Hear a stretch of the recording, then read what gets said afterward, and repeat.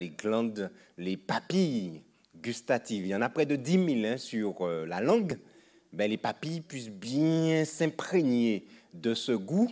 Et chers amis, c'est extraordinaire parce que de la langue, de la surface de la langue, il faut aller à l'intérieur pour que les molécules arrivent pour prendre le goût. On prend le goût d'un aliment en moins de 0,3 secondes. C'est même pas une seconde, hein, 0,3 secondes. Donc c'est 3 millisecondes en fait. C'est la rapidité avec laquelle nous prenons le goût d'un aliment. On prend ça. Alors vous souvenez-vous, hein, lorsque nous étions petits et que maman nous donnait la fameuse huile de foie de morue. En tout cas, songez ça, mes amis, m'en cachez ça, m'en prends un coup pour bref ça. C'était dégueulasse ce truc, d'accord? Bon, c'était bon pour la santé, mais le goût, c'était infect, c'est un truc, mais... Et ton pâté bois ou pas à l'école, et m'en aller à l'école. Vous comprenez? Donc on buvait, aujourd'hui il y a des petites boules, maintenant on donne ça aux enfants, ils ne prennent pas le goût, c'est extraordinaire. Donc le plaisir, qu'est-ce que c'est, chers amis? Nous l'avons dit, c'est un état affectif agréable, durable, que procure la satisfaction d'un besoin, d'un désir ou l'accomplissement d'une activité gratifiante. Le besoin, boire, manger, le désir, les relations sexuelles, etc. Tout ça, c'est ce que Dieu a prévu, les besoins, les désirs que nous ayons, et nous en tirons un certain plaisir. Et quand nous tirons un certain plaisir de quelque chose, de chocolat, certains sont déjà tout émoustillés, rien qu'à la vue de la chose. Pourquoi? Parce que ceci s'explique en partie par l'activation d'un circuit dans le cerveau qu'on appelle le circuit cérébral de la récompense. Alors voilà un cerveau. Nous n'allons pas rentrer dans la technique. Le circuit de la récompense, on voit un petit peu toutes les structures du cerveau, et puis il y en a deux en particulier. Il y a j'ai mis en jaune, hein, c'est on appelle ça le noyau accumbens. Pas ça. Je vous dis ça comme ça pour comprendre. Et structure, l'aire tegmentale ventrale. Pas ça non plus. Et en fait, chers amis, que va-t-il se passer? Lorsque nous allons faire cette expérience de la tablette de chocolat pour la première fois, eh bien, à ce moment-là, les informations vont arriver au niveau de l'aire, la tegmentale ventrale là, dont on nous parle. Alors, je vais prendre voilà, mon truc. Et ici, et que va-t-il se passer? Cette aire ici va aller... noyau accumbens, et la finalité de cette activation, c'est la récompense, c'est la libération de dopamine, et la dopamine, c'est une hormone qu'on appelle l'hormone du plaisir. En d'autres termes, que se passe-t-il? Je vois la tablette de chocolat. Il y a d'abord la vue qui va envoyer une information au cerveau. Donc, il y a plein de structures dans le cerveau qui vont rentrer en compte pour pouvoir faire savoir au cerveau qu'il s'agit d'une tablette de chocolat. Ensuite, j'aurai le souvenir que cette tablette de chocolat, je l'ai déjà goûtée, mais restons sur la première expérience faite avec ce chocolat. Je prends la tablette de chocolat et je croque un morceau de chocolat et je trouve ça particulièrement bon. Et ça va provoquer un certain plaisir. Et ce plaisir viendra de quoi? Eh bien, du fait que ici, l'aire tegmentale ventrale ici va envoyer un certain nombre d'informations au noyau accumbens, et la finalité, ce sera la libération de dopamine. Et que va-t-il se passer à ce moment-là? Le cerveau va enregistrer cette information et va associer à chocolat plaisir. Et dès lors, nous aurons, chaque fois que nous verrons une tablette de chocolat, quelque chose qui procure du plaisir, eh bien, même sans l'avoir goûté, eh bien, ce circuit va déjà s'activer. Et c'est ce qui va nous donner envie de manger la tablette de chocolat. Vous avez des personnes qui vous disent « Je ne peux pas résister à une tablette de chocolat. » Ils les prennent, ils les mangent, et ils mangent. C'est comme ça. Eh bien, c'est ça qui fonctionne dans notre cerveau. On l'appelle le circuit de la récompense. Pourquoi? Parce qu'au bout de l'action, au bout de, quand je mange la substance, quand je vais faire avoir une relation sexuelle, quand je vais également faire de l'exercice physique. Pour certains, ce sera regarder des jeux, jouer à des jeux vidéo, eh bien, ça va procurer un certain plaisir. Et d'autres circuits vont s'activer dans le cerveau. Donc, nous avons en premier le circuit de la récompense, mais nous avons également le circuit de la mémoire et de l'apprentissage. Nous avons également le circuit de la motivation et le circuit du contrôle. Alors, ça, chers amis, c'est très important. Le circuit de la récompense qui se met en route lorsque je vais faire une chose pour la première fois, ou encore la deuxième, la troisième, la quatrième, mais elle me procure un certain plaisir. Quand je vais faire cette première, cette deuxième, cette troisième expérience, il y a un circuit de mémorisation et d'apprentissage qui se met en route, qui se met en jeu et qui sera associé à ces différentes expériences. Ensuite, nous avons ce qu'on appelle le circuit de la motivation qui va se mettre en place. Je vais mon gland pied là, mais mon gland haut, il est loin. Je vais manger, il mis. Qu'est-ce que je vais faire? Qu'est-ce que je vais mettre en place pour avoir cette mangue? Ben, je vais tuer, je vais chercher en bas, la IEA, etc. Je serai motivé chercher cette mangue là où elle se trouve. Et puis, il y a le circuit du contrôle. Le contrôle, chers amis, c'est ce qui nous permet de pouvoir un petit peu gérer nos envies, nos désirs en fonction de l'endroit où on se trouve. Je peux me retrouver en un endroit où j'ai envie de faire quelque chose, mais l'endroit n'est pas approprié. Par exemple, un exemple bien simple. Nous assises l'église là, où on vit péter. On va péter? Pourquoi pas péter? C'est social. Moun pas péter comme ça. Si vous êtes sûr, il pas fait bruit. Ou la Jane. Si vous êtes sûr, il pas senti. Ou la Jane. Mais on n'est jamais sûr de rien. Donc, on se lève et on va sortir. Si vraiment on ne peut pas tenir, parce qu'il ne faut vraiment pas tenir, il faut essayer de ne pas trop les retenir. Hein. Si la ravini, vini, levez-vous, sortez, allez là, j'ai en parking là, etc. Donc pourquoi? Parce que dans notre société aujourd'hui, c'est pas convenable de péter.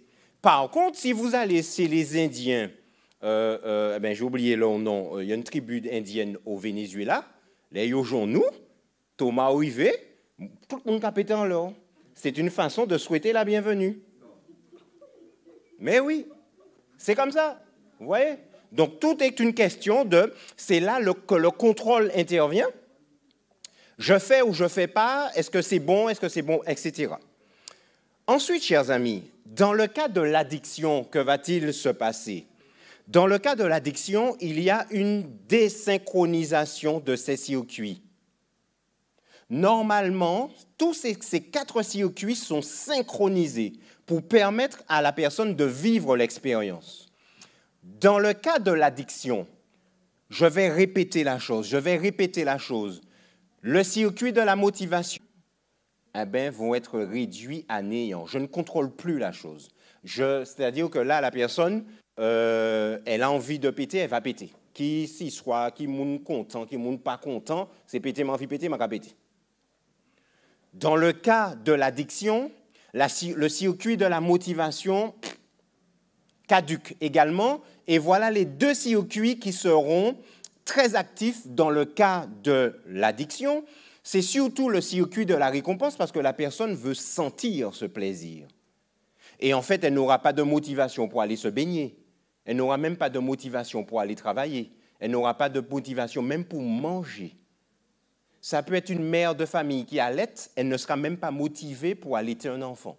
Tu en as la paix molle, parce que c'est ça qui l'intéresse. Et bien entendu, il y a un circuit de la mémorisation et de l'apprentissage qui se met en place.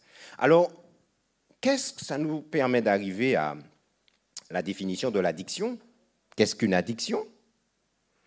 Une addiction est définie par une dépendance à une substance ou à une activité avec des conséquences nuisibles à la santé. Ça, c'est très important. C'est quoi? Une dépendance à une substance, donc un produit, ou à une activité avec des conséquences nuisibles sur la santé. La dépendance se caractérise par un désir souvent puissant, voire compulsif de consommer ou de pratiquer une activité. Moun n'a pas qu'attendre rien, c'est fait, il est fait pareil là. C'est manger, il est mangé, la personne veut consommer la substance ou encore faire l'activité. Cette consommation ou cette pratique entraîne un désinvestissement progressif vis-à-vis des autres activités. C'est-à-dire que la personne, par exemple, qui est un mordu d'exercice physique, il y en a qui sont addicts à l'exercice physique. Ils ont fait exercice physique toute la journée, au détriment de leur travail, au détriment de leur vie de famille. D'ailleurs, alors, moi, j'étais à la mairie sportive, je faisais de la course à pied. Alors, j'étais pas les élites, hein, c'est pas les noilés, comme ça, ce genre de choses. Nous, c'était la partie loisirs. Et je me rappelle, le coach, il nous a toujours dit ça, privilégiez votre vie de famille.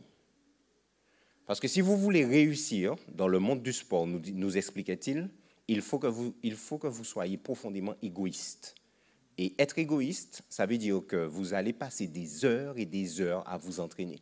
Le week-end, quand la famille est là, vous êtes capable de courir. Le matin, le soir, Noïlé, je le vois, ils s'entraîner depuis 4 heures du matin. Bouglala ka courir. Et les soirs, il ka courir encore. Vous comprenez? Donc, là, la personne qui sera addicte, son couple bat de l'aile, le travail, il est prêt d'être licencié. Et malgré on le lui dit, malgré on lui donne de différentes chances pour se rattraper, il ne voit que son exercice physique et il ne se consacre qu'à ça. Ainsi, une personne est dépendante lorsqu'elle se retrouve dans l'impossibilité de s'abstenir de faire la chose, soit de consommer le produit ou encore de pratiquer l'activité. Elle perd le contrôle. Vous voyez, tout à l'heure, je vous parlais du circuit du contrôle. Elle perd le contrôle, d'accord? Elle perd le contrôle de l'usage d'une substance ou d'un comportement, et ce, malgré la survenue de conséquences négatives sur sa santé et sur sa vie sociale. Alors, quand nous voyons, par exemple, nous sommes dans des cas extrêmes hein, de personnes qui sont dans la mangrove, etc., les toxicomanes, et vous voyez comment ils sont amaigris, comment ils ne sont pas forcément en bon état nutritif, parce qu'ils vont vous demander de l'argent pour acheter à manger. Avec quoi ça? Et c'est pour ça que beaucoup, maintenant, ne leur donnent plus d'argent, puisque ce n'est pas à manger qu'ils ont acheté. C'est courir, acheter substance là. Parce que le circuit de la récompense est là et ils veulent se sentir bien. Ils veulent sentir cet instant de plaisir. Et ceci au détriment même de manger. Ça ne les intéresse pas de manger. C'est leur substance qu'ils veulent. Et tout l'argent que vous leur donneriez passerait dans cette substance. Ils sont prêts parfois à des actes d'humiliation totale pour pouvoir avoir juste une substance. On voit certains films, etc., on voit certaines réalités, bon, ben voilà, ils sont prêts à se soumettre sexuellement à plein de choses, à être vraiment utilisés comme des serpillères, mais pourvu qu'ils aient leur dose. Là, on a quelqu'un qui a complètement échappé au contrôle, à la motivation, et qui n'est intéressé que par sa dose. Ressentir cette notion de plaisir, et c'est ce qu'on appelle, chers amis, une addiction. Alors, les addictions, quelles en sont les causes? Je voudrais, cet après-midi, je vais m'arrêter là pour la partie, c'est un petit peu technique, hein, je peux le concevoir, mais c'est important quand même de le rappeler. Maintenant, comme nous sommes dans la société de jeunesse, j'ai orienté un petit peu cette présentation cet après-midi par rapport aux jeunes. Les addictions, chers amis, sont de plus en plus fréquentes aujourd'hui dans le monde. Et elles traduisent un profond malaise social. Et quand on dit qu'elles sont présentes de plus en plus dans le monde, quand on parle du monde, l'Église fait partie du monde. Elle n'est pas du monde, être du monde. On va dire ça comme ça. Mais elle fait partie du monde. Nous sommes dans la société. Et des addictions, nous trouvons de plus en plus des cas d'addiction, même dans nos rangs, au sein de notre Église. Et chers amis, ça ne doit pas être pour nous gênant d'en parler.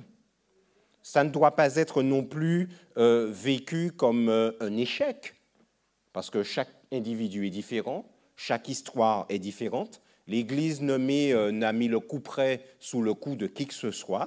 Nous sommes dans un processus autant que faire se peut, le plus démocratique que possible au sein de l'Église.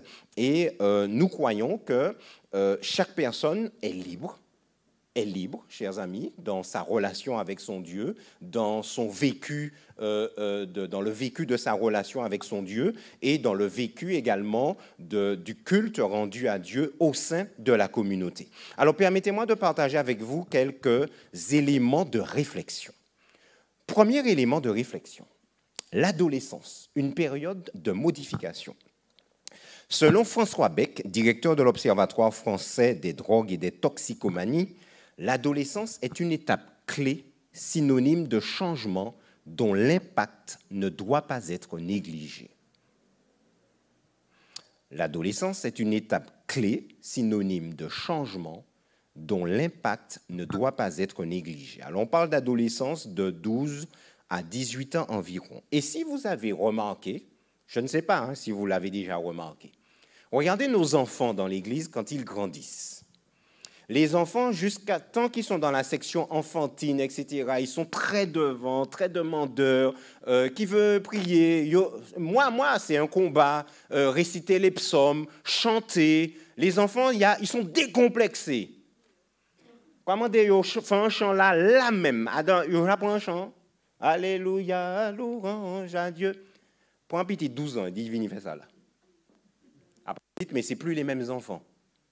Les enfants qui étaient si devant, si enthousiastes, à partir de 12-18 ans, ils se renferment.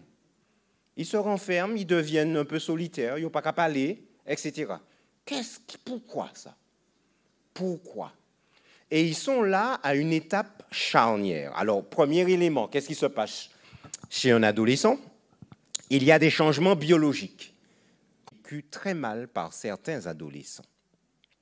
C'est une période tourmentée, caractérisée par une série de changements hormonaux et de grands bouleversements peuvent conduire le jeune à l'isolement et à l'éloignement de ses proches. C'est la période aussi où la jeune fille va avoir ses règles pour la première fois. Si personne ne lui a dit ce que sont les règles, et quand il sortit l'école en joue, et puis quand il casse rien, qui arrive, maman, je saigne. Maman reste calme, maman a déjà compris ce qui se passe. Mais maman, je t'ai dit que moi, je te reste calme, il faut m'emmener à l'hôpital. Elle dit, viens t'asseoir là, ma chérie. Viens t'asseoir là et puis je vais t'expliquer la vie. Alors, il y a les filles, le liquide rouge, et puis il y a les garçons, c'est le petit liquide blanc aussi. Hein? D'accord? Parce que là, les testicules commencent à fonctionner. Moi, je m'en dis, ça m'en vive. Hein? M'en vive ça, mes amis. Les testicules commencent à fonctionner, à fabriquer. Et comme on n'a pas de relation sexuelle à ce moment-là, ben, moi, j'allais veiller des fois le bon matin, quand on liquide blanchâtre, je dis qui ça qui l'a. Je n'ai pas n'ose parler, maman m'a dit ça, je n'ai pas jamais parlé, maman m'a dit ce genre de conversation. Vous vous souvenez, nous, les parents d'avant, nous, papa, nous, ces bagailles là. Hein? Et puis, maman, j'ai un. Pour dire maman ça, que j'ai un petit problème là, c'est. Il faut rouler le bonnet pour dire maman bagaille comme ça. Donc, vous savez où j'ai compris tout ça? En sciences naturelles, au collège. C'est là que j'apprends tout ça, puisque nous faisons nous éducation sexuelle, l'appareil génital, etc. Et nos parents, moi, je tire pas sur les parents. Hein. Les parents ont donné ce qu'ils ont reçu. Et ils ne peuvent pas donner ce qu'ils n'ont pas reçu. Ils n'ont pas reçu ça de leurs parents. Et les choses se sont faites ainsi. Et cette étape est souvent, chers amis, ponctuée de moments de dépression, moments de déprime, surtout si l'adolescent est privé de soutien et d'écoute. Et c'est pourquoi je redis toujours qu'au sein de l'Église adventiste, l'Église n'est pas parfaite, chers amis, mais nous sommes une famille. Et Dieu a organisé son Église de telle manière que cette Église puisse répondre aux besoins des membres de la communauté. Et le département jeunesse est là pour ça. Le département de santé est là pour ça. Le département de famille est là aussi pour ça. Bon, maintenant, il y aura le ministère de la femme, ministère de l'homme. Bon, moi, je trouve ça complètement débile parce que, bon, on a un ministère de la famille qui est là pour gérer les célibataires, les épouses. Avant de devenir épouses, elles sont femmes. Donc, les femmes, les épouses qui deviennent ensuite des mères de famille. Je crois que le département famille a largement de quoi faire. Pourquoi vouloir en mettre un département bon, ça c'est ma réflexion perso, hein, d'accord, hein, vous n'êtes pas obligé d'accord avec moi, hein, de femmes, et puis après, ils les mettent en ministère de l'homme.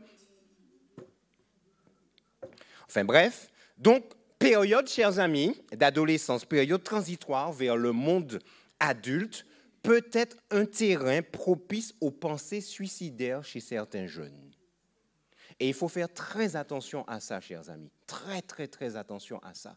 C'est la raison pour laquelle nos jeunes, ils ont besoin qu'on les écoute. Il faut les prendre en compte. Il ne faut plus raisonner comme avant, dire « Ah, vicini, ceci, machin ». Ce n'est pas vrai, ça. Il faut passer à autre chose, à un autre paradigme, à une autre manière de penser. Donc, première problématique, les changements biologiques. Et si on ne les a pas préparés à ça, bon, ben, globalement, ça peut plus ou moins bien se passer. Ensuite, il y a les changements dits cognitifs. C'est ce qui se passe au niveau du cerveau. Et là, chers amis, le système neurologique, le système nerveux là, d'un jeune adolescent n'est pas encore mature. D'accord ? Le cerveau continue à se développer pendant l'adolescence. Et il va atteindre sa maturité vers 23 ans pour les garçons, mais vers 15 ans pour les filles. Incroyable, hein? C'est quelle différence? Donc attention comment nous traitons les femmes et comment nous traitons les filles. Elles sont beaucoup plus mûres et beaucoup plus tôt qu'un garçon. Ça, je l'ai toujours entendu. Et ça s'explique physiologiquement parlant. Cette immaturité du cerveau explique pourquoi beaucoup de jeunes sont impulsifs. Et pourquoi également ils ont le désir de découvrir de nouvelles sensations. Alors là, ça c'est très important. L'adolescent qui veut découvrir de nouvelles sensations, le parent a tendance à lui dire non, non, non, pourquoi tu vas aller là, pourquoi tu vas aller faire ci, pourquoi tu vas aller faire ça. Alors il ne faudra pas forcément dire que non. Non, pourquoi? Pour les filles, surtout pour les garçons.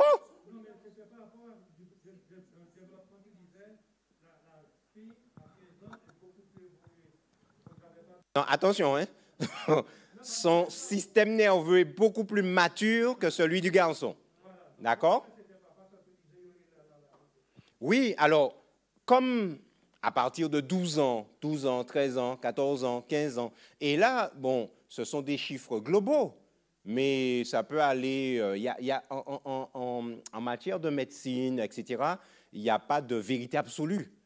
Ça peut être un peu plus tôt pour certains garçons, plus tard pour d'autres, et puis plus tard pour certaines filles aussi. Donc ça, c'est la moyenne.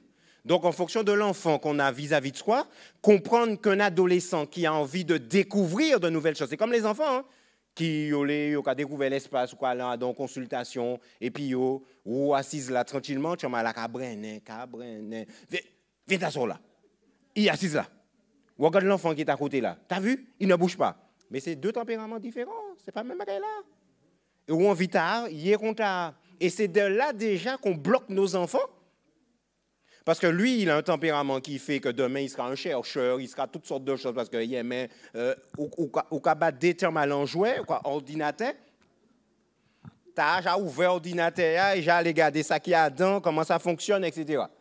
Oui, il y en a qui sont comme ça. Les chercheurs, ils donnent des chercheurs, hein, demain. Les chercheurs essayent de comprendre comment le soleil il fonctionne. Et c'est extraordinaire. C'est grâce à ça qu'on sait toutes les informations qu'on a aujourd'hui. Et puis, il y a l'autre, il y a ordinateur, mais il n'y a jamais ouvert, il a utilisé. Mais il n'y a jamais ouvert pour garder ça qu'il y a dedans. Mais est-ce que ça veut dire que celui qui ouvre est plus intéressant ou encore plus intelligent que l'autre? Mais pas du tout. Chacun va exercer dans un domaine bien particulier, parce qu'il faut de tout pour faire un monde, chers amis. Ensuite, le cerveau, au niveau du cerveau, pendant l'adolescence, le cerveau continue à améliorer ses capacités dites cognitives, c'est-à-dire acquérir des connaissances, construire des connaissances, utiliser les connaissances, prendre des décisions et surtout apprendre à se contrôler. La période de l'adolescence, C'est une période où le cerveau continue à se développer et une période où l'adolescent apprend toujours à acquérir, construire, utiliser les connaissances. Il va développer sa capacité à raisonner, à prendre des décisions et surtout apprendre à se contrôler. Et rappelez-vous les circuits au niveau de l'addiction. Le circuit qu'on perd très facilement, c'est le circuit du contrôle. Le circuit également de la motivation. Donc, quand on regarde aujourd'hui comment un adolescent, la fragilité d'un adolescent, cela permet d'expliquer pourquoi beaucoup d'adolescents se retrouvent dans des addictions. Si on ne fait pas attention, si on ne les entoure pas suffisamment, et on n'a pas dit de materner hein, les jeunes, mais qu'il y ait un espace d'écoute, de compréhension pour qu'ils puissent évoluer. Et enfin, au niveau du cerveau, c'est également le siège cérébral des émotions. Les émotions, le jeune va apprendre beaucoup plus tardivement à... ce siège cérébral des émotions va se développer beaucoup plus tardivement et explique l'instabilité qu'on a chez l'adolescent en général. Jodia est arrivé, Thomas est arrivé en Kaila. Bon, maman, je te présente ma nouvelle copine. Elle s'appelle Aïcha. Je suis fou amoureux d'elle. Je ne peux pas vivre sans elle. Et d'où ça, Jodia, des mains qui viré puis Roselyne. Ah non, non, non, c'est Roselyne, c'est elle, etc., etc. Donc ça, c'est très souvent au niveau de l'adolescence, il y a une instabilité émotionnelle qui est normale. Et ceci se construit au fur et à mesure. Alors, qui dit instabilité normale, je ne suis pas en train de dire chaque fois qu'il y a un gars qui a accepté ça, parlez pas monsieur en moment, hein, quoi dit monsieur, bon, arrêtez ça. D'ici la fin de l'année, à combien qui vient bon gars ça. Faut qu'on arrête ça quoi. Donc c'est pas capable autant blanc-seing là pour aller vivre la visote hein. C'est pas du tout ça. Faites très attention à ce que je dis. Après les changements cognitifs, chers amis, nous avons des changements psychologiques. Sur le plan psychologique et de la personnalité, l'adolescent est bouleversé. Les pulsions infantiles ressurgissent et un point de rupture se crée avec les parents. Très souvent, le jeune adolescent, il est compliqué, il est difficile, pas ni moi et pas les bails. Si maman a essayé de parler, a essayé de faire un petit bagay, papa n'a pas joué, non? Tu bon l'homme, quand il feste l'homme même, le tête tout là, tu bon l'homme. C'est papa, c'est pas comme ça. Maman a dit, attends, les papas arrivés. Mais ben là, pour pas jamais faire. Ou qu'à créer quelque chose, un traumatisme et puis papa. Le papa est vu comme l'autorité, le... Comprenez? Attends, les papas arrivés. Attends, papa arrivé. Et vous voyez, dans la Bible, il y a une histoire, c'est le contraire. Job, Jacob, lorsque sa fille a été violée, il attend Ishli viré. pour dire c'est Ishla ça. Alors que normalement, c'est papa qui attend pour virer, pour prendre une décision. Papa a joué, hein? Point de rupture. Vous voyez ça? Il y a là un bouleversement sur le plan psychologique. C'est pourquoi nos ados changent comme ça.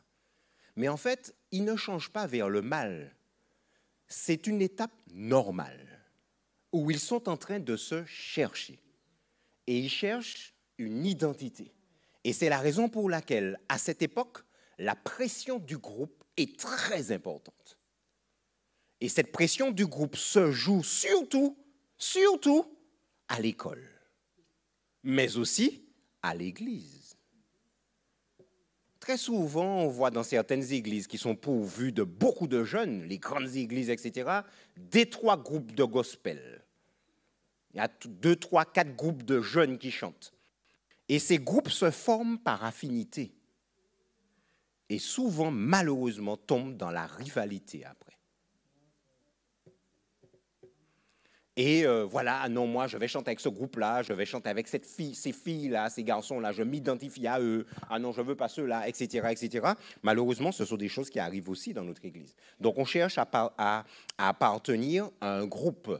Et quand, à l'école ou encore dans la société, dans la commune, etc., bon, si tu veux faire partie de notre groupe, il faut que tu fumes, quoi. Ah ouais, les gars, mais bon, je ne fume pas, mais là, sorti là, frère. Il y a aucun ma comme ou pardon? Oui. Oui. Là où yo comme ça, moi ça pas qu'à faire rien d'histoire où ça a glissé, mais pas un jeune de cet âge-là. Hein. Ah non, ça a l'impact. Il veut surtout pas paraître au Macoma devant tous les autres et puis toutes les filles qui sont en train de rire là. Donc lui il va dire ah bon moi, il m'a qu'à faire. Parce qu'il veut pas perdre la face. Bon moi, il m'a qu'à prendre ta fla. Et puis malheureusement, premier tafta là et puis il a tombé à dents. On ne sait pas. C'est comme ça. La pression du groupe est très importante. Là. Et souvent, il y a un point de rupture avec les parents. L'accès à la sexualité le fragilise également. C'est, regardez ces mamans-là. Là, ils ont des gens beaux. Ah, ben, tiens. Je dis, on en reparlera dans quelques années. On en reparle dans quelques années. Et puis, à partir de cet âge-là, là, on commence à regarder les filles, hein, Thomas?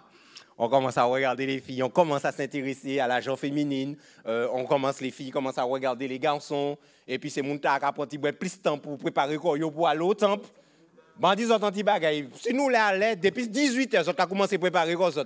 C'est mon là qui a fait yan bébel, yan bobo parce que yo savent yo kay ouais un tel, yo kay ouais une telle et puis faut quoi ça.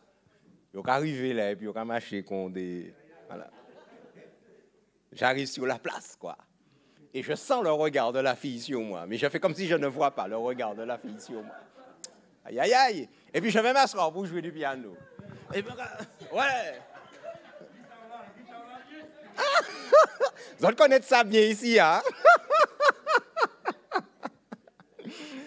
Ah là là. Alors, à partir de là, chers amis, problème, nous l'avons vu neurologique, bouleversement physique, bouleversement psychologique.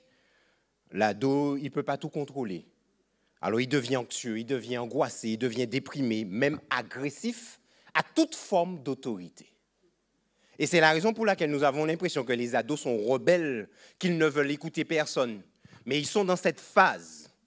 C'est une phase normale où ils se cherchent, où ils sont en train de se développer et il faut qu'ils soient bien accompagnés. Il est important pour nous, les adultes, de bien comprendre ces choses. Ce n'est pas facile, hein? Parce que ouais, nous sommes sortis là, nous sommes partis là tout à l'heure, nous avons oublié tout ça. Demain, nous avons fait face à Thomas. Thomas a dit, moi, oui, tu sais, machin. Dit, Thomas, arrêtez, voilà. Ça fait YouTube là. L'autre vidéo imbécile, regarde dans les YouTube là, car on nous comme ça. Tu veux manger quand on l'a, tu veux manger pas les bas. C'est comme ça nous va parler. Mais en fait, on oublie tout ce qui est en train de se passer chez l'adolescent. Et ça, c'est très important. Oui, vas-y. Comment gérer ça avec l'adolescence? Parce que moi, je suis comme ça maintenant. Mais avec mes filles et mes garçons pour le passé, il n'y avait pas tout ça. Ouais. Ouais. Des fois, moi, c'est comme ça, moi, tel en fait, moi, mais c'est normal, c'est normal. Et pourtant, comment dire ça? Donc, mes enfants, dans ce sens-là, peut-être que me trouvaient peut-être la politique, que je ne les comprenais pas. Mais finalement, je dois dire quand même, par rapport à ça, c'est l'amour qui a peut-être. C'est ça. Ah ben, tu vois, tu as trouvé le truc. Hein? Alors, il faut se dire une chose, nous ne serons jamais des parents parfaits. Ce n'est pas possible. Avoir tout ça en tête, ce n'est pas possible. Même en l'ayant là, il faudrait l'avoir régulièrement, il faudrait reprendre, il faudrait en reparler, etc. Parce que j'ai oublié ça. Ou j'ai oublié ça. Yo ka crié en travail, yo ka dit viens, ton fils s'est battu à l'école. Vraiment. Premier bail a pas santé tout là. C'est pas mission voler devant tout le monde dans l'école là. Comment m'envoyer l'école goumé puis moun. Et puis non moins. Et bon non bail. Bon racontez en tête bail. Moi nous quoi, j'avais quoi 12 13 ans. Moi habité Carbet. Nous avons une jeune de l'église qui a été opérée à la clinique Sainte-Marie. À l'époque, l'hypermarché, c'était Mammouth. Le cas songé Mammouth? Voilà, Cluny. Mammouth qui était là. Non, toi, tu n'étais pas encore né, mon fils. C'est Mammouth qui était là. Donc, nous, un samedi après-midi, nous allons, machin, nous allons visiter, puis on était plein de jeunes, hein, les jeunes de l'église, nous allons, ouais, la consoeur. Bon, nous quitter les parents, et puis nous chapper mammouth. En plein sabbat, nous chapper mammouth. Vraiment, nous pas ni mammouth, nous caubé, nous ouais mammouth. Nous entrons en magasin, mais nous pas acheter, hein. Nous pas acheter, nous aller visiter le magasin. Mais pendant nous qu'à visiter le magasin, ni des jeunes bandits devant nous, qui ont ouvert ces grands sachets bonbons, qui prend bonbons, qui mettent en poche, puis qui a échappé. Qui ça nous fait? Nous faisons même bagaille là. Thomas, on va dire même bagaille là. Thomas dit, moi je réfléchis. Avec quoi ça? Ah? Ah, Thomas, arrêtez. Nous, pour le moment, nous mettons en poche, nous chapper, nous ne pas coller, nous chapper, comme ça. Mais il y a qui aillent vendre nous. Pas jamais laisser un nègre ça aura fait. Ni yon qui vend nous en fille. Il a dit les parents ça. Maman, mes amis, le samedi, le soir, nous rentrons bocaille nous. Maman, moi dit, moi vini ti bois. Maman, moi t'ai un siphon de roi, il coupe un morceau siphon. Mais m'a dit bon Dieu, merci pour ces coups de siphon, t'as attendu tellement. Parce que c'est ça qui fait mon douette là devant les autres là aujourd'hui jour parce que moi pas ça côté moi t'ai maman et puis attends frère moi maman moi encore plus dangereux tirer les gens dans l'eau non frère moi m'a pas jamais volé rien ta personne encore comprenez m'a pas rien volé jour tard on a fait mon chambre là avec dit sous les courir ou peut pas courir. Yo ka assassiné en chambre là. Moi pas jamais oublier ça. Maman moi dit moi petit bonhomme. Mal en ville pour ou j'arrive dans magasin ka voler. Si yo te chebo et puis demain non moi enfant senti. Maman ka dit ça puis ka scène ba dans l'eau là. Bada. Mes amis m'ont pas jamais volé rien ta personne encore. Merci maman pour cette volée là mais m'en comprendre tant. M'en comprenez? De temps en temps, vous savez ce que dit Salomon? La folie est attachée au cœur de l'enfant. Mais la verge l'en éloigne de lui. Le gouvernement, il passe à gouverner, les gouverner, il ne faut pas donner la fessée aux enfants. Le principe biblique te dit que la verge est parfois nécessaire. Oui. On va dire, moi, pas la fessée. Ranger comme ça avant de venir ranger moi. Dernier élément, chers amis, changement sociologique. Eh bien, le jeune devient très sensible aux injustices quotidiennes qui l'entourent. Pauvreté, sans-abri, injustice, racisme, etc. Il est fortement attaché à un idéal de justice et de dévouement. Alors, chers amis, quand on dit ça, on parle de quoi? Et là, chers amis, nous avons sérieusement besoin, au niveau de l'Église, de nous remettre en question. Nos églises sont en train de se vider de tous les jeunes. Les jeunes s'en vont. Vous savez pourquoi, en partie? Ces jeunes-là, que nous, c'est tous des macaques. D'accord? Nous tous là, les adultes, là, les grands que nous sommes, sans j'ai macaques que nous avons joué. De quoi s'agit-il?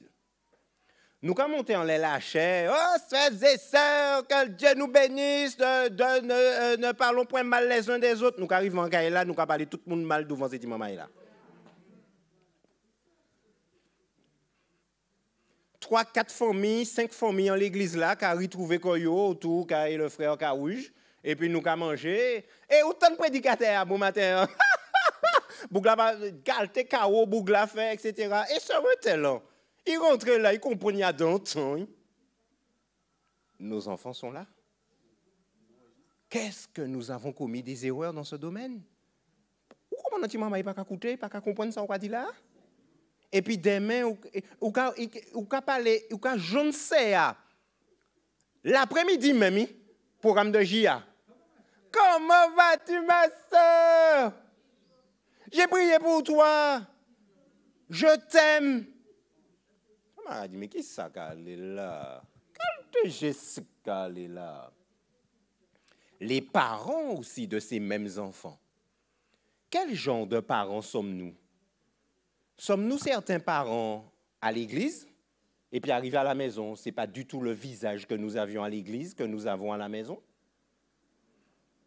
Il n'y a pas meilleure chose pour éloigner l'enfant du Seigneur que ça.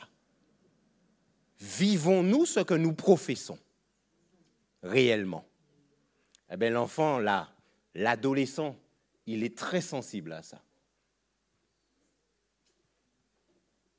Nous qui nous disons le peuple de Dieu, nous qui disons attendre le retour de Jésus, qui sommes-nous réellement? Nos jeunes sont en train de quitter les églises, de quitter le Seigneur. Ce n'est même pas l'église, leur relation avec leur Dieu. Quelle image est-ce que moi je renvoie à mon enfant? Parce que l'enfant se rend compte que moi je dis beaucoup de choses quand j'arrive à l'église, mais dès que l'église, je suis rentré chez moi ou hors de l'église, m'en l'ai la route. Yon fait un sillac devant moi, pas ici, pas là. Oui, oui. Quand on fait le programme, et puis jeune dit moi, mais attends, mon papa est premier ancien, fait un sillac devant la route, sur la route devant mon papa, pour tourner l'écoute maman qui a parti. Sort les moins dignes. Qui sort les moins dignes? Qui ça m'en paie digne? Vous comprenez, chers amis? Là, nous sommes tous appelés à nous remettre en question. Tous. Qu'est-ce que nous véhiculons? Les enfants de nos églises sont nos enfants, n'est-ce pas? Parce que on fait la présentation là, hein? Guijou, papa, guijou, maman. Nous tous cas font devant cette imam maïta, mais ils ont grandi en l'église là. Et nous avons une responsabilité vis-à-vis d'eux. Ce sont nos enfants également. Mais les enfants, ils nous entendent, ils nous voient, ils voient nos comportements. Et ils voient que nous sommes dans une macaquerie incessante là, au sein de l'église. Et se disent, mais finalement, je ne me retrouve pas là-dedans. Je me barre. L'adolescence, entre 12 et 18 ans, une étape clé synonyme de changement dont l'impact ne doit pas être négligé. Chers amis, il est 17h28. Je vais passer au dernier point. L'addiction des addictions. Il y avait 4 grands points. Nous avons fait le premier, je n'ai pas le temps de développer les 2 autres. L'addiction des addictions. Savez-vous de quoi il s'agit? Avez-vous une idée de quoi il s'agit? Quelle est l'addiction des addictions? Le péché, chers amis. On ne peut pas s'empêcher de pécher, n'est-ce pas? Et on répète les mêmes choses. Et qu'est-ce qui procure plus de plaisir qu'un péché commis? N'est-ce pas? Pourtant, il fait mal après, derrière. Hein? David a commis un péché avec Bathsheba. Mais sur le coup, c'était quel plaisir, quel coup. Mais qu'est-ce qui lui est arrivé toute sa vie? Ça l'a suivi. S'il y a bien plaisir qui fait mal, c'est le péché. Rappelez-vous, chers amis, l'homme a été créé en 3 dimensions. Genèse chapitre 1er, verset 27. Dieu créa l'homme à son image, il le créa à l'image de Dieu, il créa l'homme et la femme. Comment les a-t-il créés? Genèse 2, verset 7 nous dit que l'Éternel Dieu forma l'homme de la poussière de la terre, qu'il souffla dans ses narines un souffle de vie et que l'homme devint une âme vivante. Nous avons là les 3 dimensions de l'être humain. Première dimension, le corps. L'Éternel forma l'homme de la poussière de la terre. La poussière de la terre, c'est cette enveloppe que nous voyons, que nous donnons à voir aux autres. Tu es poussière et tu retourneras à la poussière, avait dit le Seigneur. Cette enveloppe-là, elle a été fabriquée avec de la poussière et lorsque nous mourrons, eh bien, chers amis, cette enveloppe retourne à la poussière. La poussière retourne à la poussière. Deuxième dimension de l'être humain. Après la dimension physique, le corps, il souffla dans ses narines un souffle de vie. Salomon nous dit que lorsqu'à la mort, l'esprit retourne à l'Éternel qui l'a donné. Or, qu'est-ce que l'Éternel a donné à l'homme au départ? Le souffle, le pneuma. Le pneu, vous voyez le pneu, qu'est-ce qu'on met dans le pneu? De l'air. Eh bien, c'est exactement la même chose, c'est la même, la même racine grecque pour parler de l'esprit. L'esprit, le souffle. Et donc, cette dimension spirituelle où on va retrouver la conscience de l'être humain à travers laquelle Dieu, soit Dieu va lui parler, où les mauvais esprits vont lui parler. L'Éternel Dieu forma l'homme de la poussière de la terre, première dimension, la dimension physique.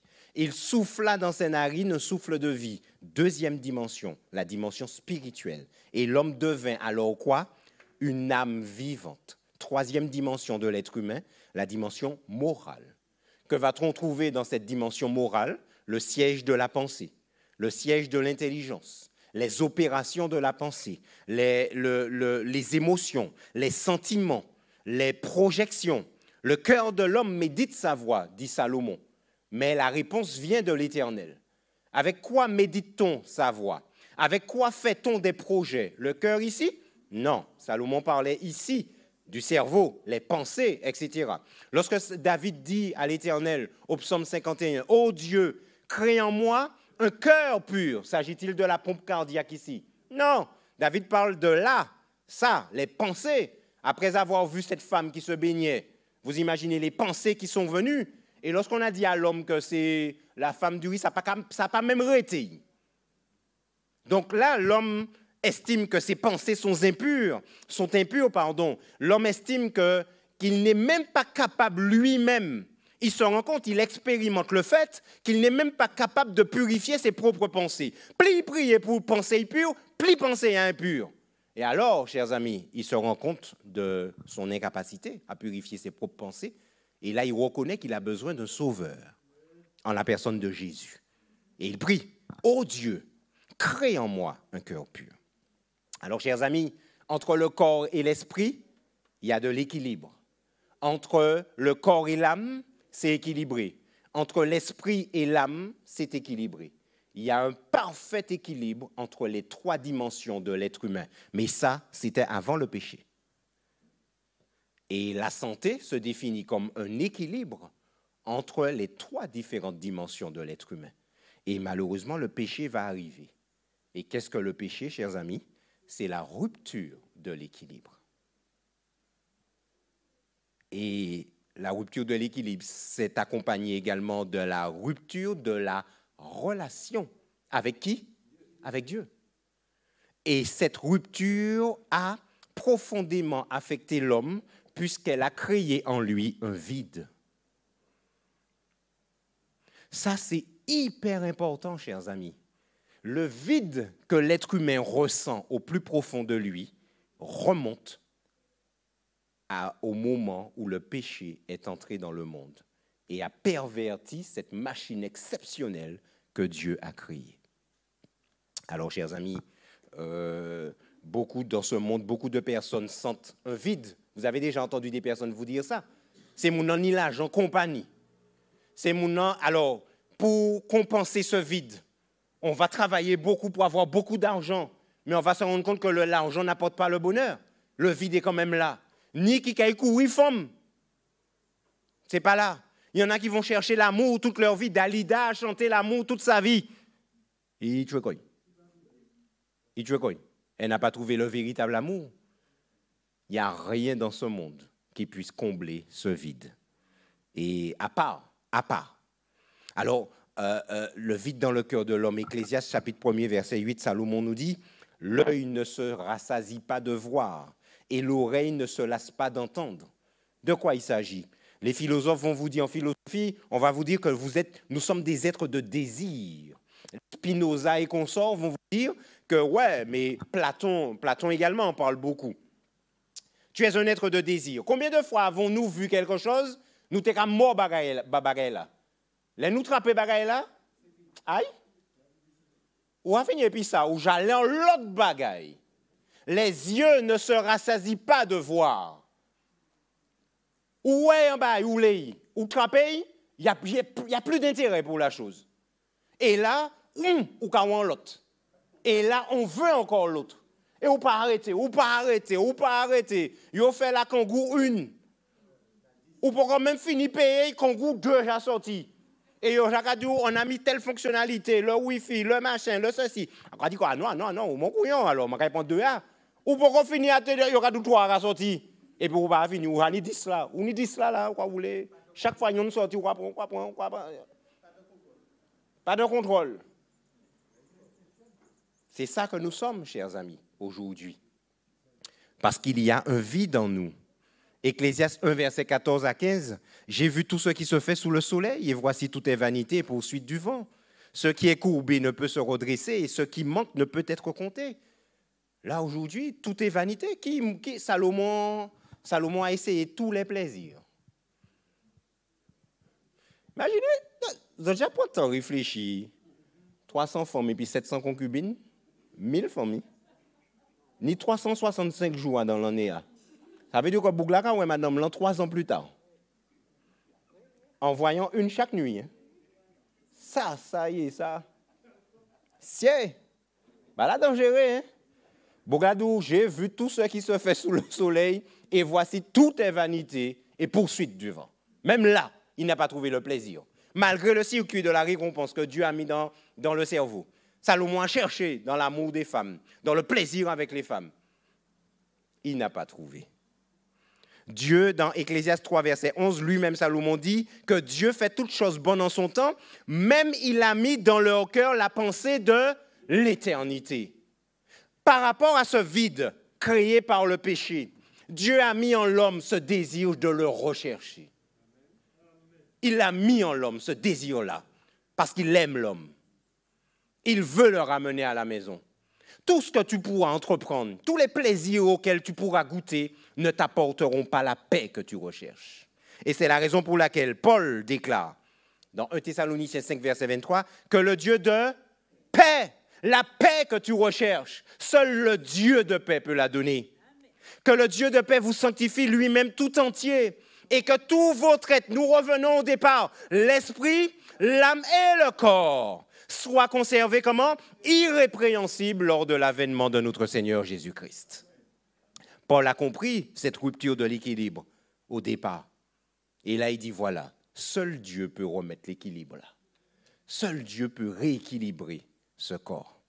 La servante du Seigneur nous dit dans Vers Jésus, page 18, l'éducation, la culture intellectuelle, l'exercice de la volonté, les efforts humains ont toutes leurs sphères légitimes, mais ici, ils sont impuissants. Ils peuvent produire une certaine correction extérieure de la conduite. Ils ne sauraient changer le cœur ni purifier les sources de la vie. Pour ramener l'homme de l'état de péché à celui de sainteté, il faut une puissance qui agisse au-dedans, une vie nouvelle qui vienne d'en haut. Cette puissance, c'est Jésus. Cette puissance, c'est Jésus. Et c'est la raison pour laquelle Jésus lui-même, dans Luc chapitre 4, verset 18, déclare « L'Esprit du Seigneur est sur moi parce qu'il m'a oint pour annoncer une bonne nouvelle aux pauvres que nous sommes. Il m'a envoyé pour guérir ceux qui ont quoi? Le cœur brisé. Pas celui-là, t'as là. Celui-là, la rupture là, de l'équilibre entre le corps, l'âme et l'esprit. Je suis venu te guérir, mon fils. Je suis venu te guérir, ma fille. Tu es sous le poids des addictions ou encore des vices dans ta vie, mais je suis venu te délivrer. C'est moi qui suis capable de te délivrer. Vous cherchez par un moyen ou par un autre de combler ce vide qu'il y a au-dedans de vous, combler cette blessure qu'il y a au-dedans de vous, mais moi seul peux vous aider, dit Jésus. Et dans Luc 5, versets 31 à 32, Jésus déclare, « Ce ne sont pas ceux qui se portent bien qui ont besoin de médecins, mais les malades. » Et Jésus se définit lui-même comme un médecin. « Je ne suis pas venu appeler à la repentance des justes, mais des pécheurs. » Chers amis, le péché est une maladie spirituelle. Qui dit maladie spirituelle dit médecin spirituel. Et le médecin spirituel par excellence dont nous avons besoin, c'est Jésus. Le seul capable de combler le vide causé par le péché, c'est Jésus. Le péché, c'est l'addiction des addictions. C'est l'addiction qui va nous mener vers toutes les autres addictions pour pouvoir combler le vide qu'il a créé en nous. Alors Jésus nous dit en ce soir, c'est moi le médecin par excellence, le médecin spirituel. C'est moi qui peux combler ce vide. Et voici ce qu'il dit dans Apocalypse 3, verset 20. « Voici, je me tiens à la porte et je frappe. Si quelqu'un entend ma voix et ouvre la porte, j'entrerai chez lui, je souperai avec lui et lui avec moi. » Chers amis, notre Église dans son ensemble, nos jeunes, nos adolescents, nos enfants, nous avons tous besoin de rencontrer Jésus. Nous avons tous besoin de vivre Jésus. Nous verrons que nos communautés seront beaucoup plus en bonne santé lorsque nous allons vivre Jésus. Marcher avec Jésus. Voici, je me tiens à la porte et je frappe. Jésus est un médecin, et c'est un médecin libéral, chers amis. Il vient à la maison. Il est là, il frappe. Il pleut, qu'il vente, qu'il grêle, il est là, il frappe à la porte de notre cœur. Allons-nous lui ouvrir la porte?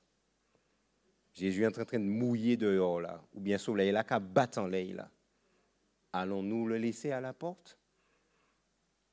Jésus fait preuve d'une patience extraordinaire avec nous, chers amis, et d'un amour extraordinaire. Je vous laisse pour terminer avec ce texte tiré de Proverbes, chapitre 1er, versets 8 à 9. Écoute, mon fils, l'instruction de ton père.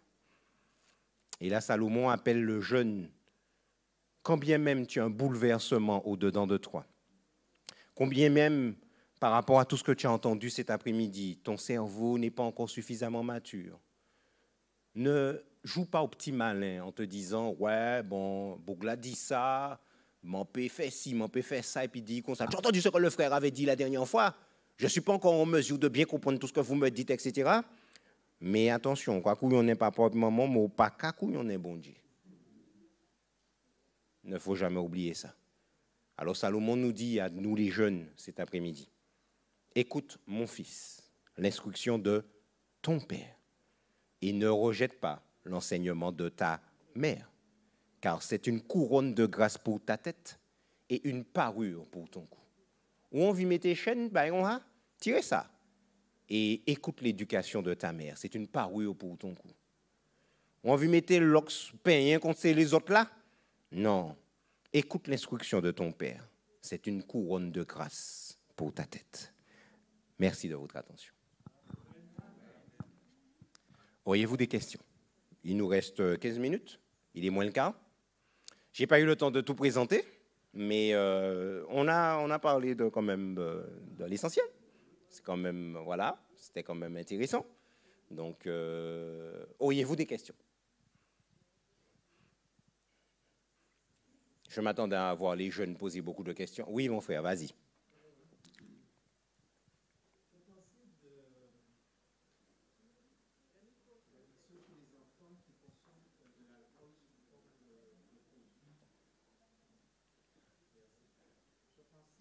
Alors, c'est pas ouvert.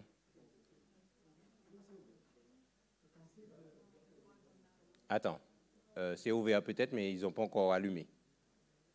Là-haut. Oui, vas-y. Voilà. Ok. Qu'en pensez de l'addiction à l'alcool qui commence chez des jeunes enfants de 7, 8 ans, 9 ans? Parce que je suis confronté à ça. C'est ma première question. Je suis enseignant. Et j'ai beaucoup d'enfants qui, dès qu'ils entendent le mot alcool, ils sont volubiles, ils aiment ça. Oui, tu as dit la première question. Tu as une autre? Et la deuxième question, c'est quand est-ce que tu viendras à l'école primaire d'Ozanam pour parler de ce sujet? Ah, donc c'est Joël qui me parle. Alors, chers amis, je n'ai pas... Alors, voilà. Ça faisait partie de la présentation. Un enfant ne sait et ne fait que ce qu'il a appris à faire. Et il n'apprend que ce qu'il doit faire. L'enfant qui a 7-8 ans commence déjà à boire de l'alcool, c'est parce qu'on en boit dans sa maison. Et que c'est une coutume et qu'on les initie déjà à ça.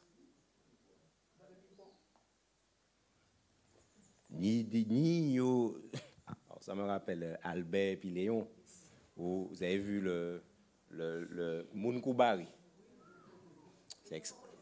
Ouais, les enfants ne connaissent pas ça, mais bon, voilà. Les Munkoubari, c'est excellent ce truc.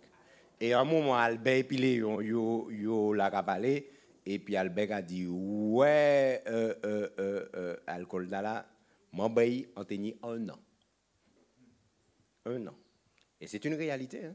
Il y a des parents qui mettaient de l'alcool dans les biberons pour les enfants, pour calmer les enfants, les endormir, pour faire petit bagaillot, petit lavio. Donc, un enfant. Alors, il y a deux pistes. La première piste, c'est que l'enfant a un héritage génétique. D'accord? Des parents alcooliques qui transmettent ce gène à l'enfant. Hein, et l'enfant commence très tôt. Alors, bien entendu, encore une fois, il y a le gène, mais il y a aussi l'environnement. Parce que le gène peut être là, mais endormi. Si l'enfant est dans un environnement, cet enfant est adopté par des parents adventistes, etc., où il ne va jamais boire une goutte d'alcool, bon, ben, l'enfant ne va jamais commencer à 7-8 ans à boire de l'alcool. Par contre, si l'enfant est dans cet environnement, malheureusement, de personnes qui sont très adonnées à l'alcool, eh ben, il a commencé bonnet. Hein. Déjà, ben là, ça lui a été transmis. Et ben, là, il prend goût, ça va réveiller hein, ce qu'il y a en lui. Et l'enfant va commencer très tôt à boire de l'alcool. Et ça devient catastrophique, hein, cette consommation d'alcool chez les jeunes. Alors, je n'avais pas encore entendu 7-8 ans quand même. Hein. Je suis assez surpris. Hein. C'est déjà à cet âge-là. Et l'alcool, là, fort, hein, c'est... Il commence par de la bière, panachée. Ouais. Oui, les panachés, ouais. Mais même à 7-8 ans, quoi, c'est avoir, tu vois, cette appétence pour ce goût-là, tu vois, c'est un panaché, bon. C'est là où c'est un certain âge où on prend goût à ça, mais à 7-8 ans, moi, je préfère un J, quoi. Tu vois, c'est... En d'autres termes, tu es en train de dire à l'écran que l'enfant imite. Et je me rappelle une scène que j'ai vécue, j'étais jeune, nous avions des voisins qui aimaient beaucoup boire, recevoir du monde et boire. Et l'enfant se demande, mais pourquoi on ne nous donne pas à boire, pourquoi on nous empêche de boire et eux, ils boivent? Eh bien, quand les parents ont reçu les gens et qu'ils partaient, de chez nous, on voit hein, la table du voisin. Eh bien, le petit de 9 ans passe et puis il boit tous les fonds de bouteille. Tous les fonds de bouteille, il boit ça parce que les parents accompagnent les gens qui partent. Eh bien, lui, il vient, il boit, et puis après, ni vu ni connu, les parents viennent retirer les bouteilles, mais lui, il a déjà tout goûté. Tout bu, ouais. Donc, ce n'est pas un problème nouveau hein, par rapport à ce qu'il est en train de dire. Ça, je l'ai vu quand j'étais enfant, j'étais bien jeune. Ouais. Bon, j'ai une question. Tu dis que nos parents ne nous ont rien dit quand on était adolescent et que nos corps changeaient. C'est un peu vrai, puisque nous sommes un peu de la même promotion. Bon, je pense être plus âgé que toi. Mais aujourd'hui, tu penses que les parents disent aux enfants? Ah ouais. Alors, ne me répondez pas, mais tu penses que les parents disent aux enfants maintenant, aujourd'hui? Alors, certains, oui, peut-être plus qu'auparavant, oui, mais pas forcément à 50%, aller voir 70% des parents. Non, je ne pense pas. Je ne pense pas. Je ne pense même pas qu'on atteint 50%. Ah, eh bien, c'est juste la réflexion que je voulais. Alors, je te remercie parce que ta réflexion est très juste. Parce que, oui, là, ça fait partie des choses, malheureusement, que je voulais voir avec vous. Qu'est-ce qui se passe aujourd'hui? Le monde dans lequel nos enfants évoluent n'est plus le monde dans lequel nous étions. Bon, mon papa, moi, je suis comme ça. Je suis transparent. Et je m'adresse avec sincérité dans tout ce que je fais et dans tout ce que je dis. Les montés adolescents, nous t'es qu'à aller dans les librairies et puis nous qu'à regarder les journaux avec les femmes nues. Mais oui, mon papa dit ça, mes amis. Mon papa dit ça. Mais ben là, t'es pas en haut. Vous comprenez? Il t'est pas en l'air. Et Bougla a veillé nous. Alors, on a fait semblant de l'informatique, mais yeux en l'air. Mais, ou pas ça, des laits, nous sommes arrivés à prendre pour qu'on feuilleter rapidement, nous avons déposé ça, mais c'était rare. Et regarder ce genre de choses, c'était pas possible. Genre 10 jours. Mais les enfants avec Internet, les enfants avec les tablettes, les téléphones, les ordinateurs, etc. C'est sûrement là, je connais des bagailles que nous ne pas connaître. Alors, j'ai beaucoup travaillé avec Rama sur la partie sexualité enseignée aux enfants. Donc, l'appareil, l'anatomie, le cycle, tout, comment ça fonctionne, le fonctionnement de l'appareil génital. C'était dans un programme de sexualité. Mes amis, si j'entends ces questions, ces chamaïla qu'a posé, mais nous-mêmes, professeurs, à regarder, moi, mais je ne connais pas ça. Nous obligés à aller chercher ce que ça veut dire. Les enfants connaissent des pratiques que nous ne connaissons même pas, nous, là, à l'heure qu'il est. Je me souviens, j'étais au collège. Nous avons vu le film Manon des sources. Vous connaissez ce film-là Oui, un film français. Ils menaient nous au cinéma, regarder des films là. C'est le collège, on allait voir dans ces salles-là, regarder. Et un moment, dans Manon des sources, Manon apparaît nue. Faut que tu qui m'a nous en effervescence dans le cinéma. Ouais, c'est M. Kagisri, nous. Ah. Ouais, ça va, les autres? C'est M. Kari, nous, ouais? C'est M. Kagisri, c'est M. va te connaître ça. Non, les gars, nous pas connaître ces bagailles là. Nous pas connaître ces bagailles là. Donc là, nous, non, tout ni. C'est pas longtemps, mais c'est suffisamment pour voir quand même la fille nue. Messieurs, nous conjoints. Allez montrer. Je vous dis, j'ai fait l'expérience. J'enseigne aux enfants l'anatomie, etc. Je leur montre 2 personnes nues. Ça leur fait ni chaud ni froid. Faut voir ça. C'est impressionnant. Moi, pas jamais vu ça. Nous. Tu vois, il y avait une réaction, mais yo tellement habitué puis ça. Faut voir, hein? Eh bien voilà, là, aujourd'hui, excuse-moi, hein, Thomas, tu disais? C'est le même problème avec l'alcool. C'est le même Problème de l'alcool. C'est ça. C'est ça. Alors, chers amis, aujourd'hui, eh bien, on est dans un monde où maintenant, il y a un accès à l'information qui est tel, et puis les réseaux sociaux, les smartphones, tout ça était dedans. Une famille au restaurant, le père, la mère, 2 enfants, les 4 mouns là en portable, on ne se parle plus. C'est ça. Et le parent se donne aussi bonne conscience en pensant que l'école va faire. Le parent se donne conscience en pensant que l'église va faire.